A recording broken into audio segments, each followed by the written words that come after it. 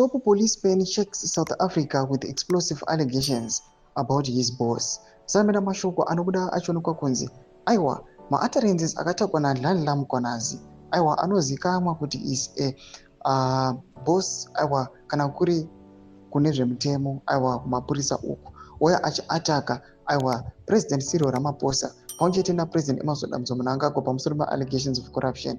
Sarapinda mashoko obudanyurwa panapa achikomendewa aiwa naLynn M from izvo zvamuri kuona BBC News. Don't subscribe or like or on the bell icon.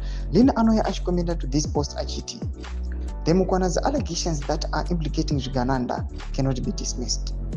It is a security threat that Zvigananda are accused of purchasing firearms illegally from illegal dealers in the bid to protect their loot and hold to power. It is telling that Zvigananda have realized that the ZNA is not playing into their gallery and they are trying to create an army within the army.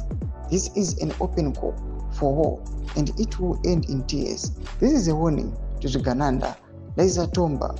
While it is still possible or risk shepherding your ancestors' ducks before your time, you have been warned. I will be breaking down with this issue throughout the week. Do mashuko anobudanyurwa panapa na Lynn M oti #Bhaskoro News. Mashoko aLynn M panguva ine ari kuwedzera achiti aiwa mautterances akataurwa aiwa naNhlanhla Mkhwanazi aiwa haangangodismissiwi.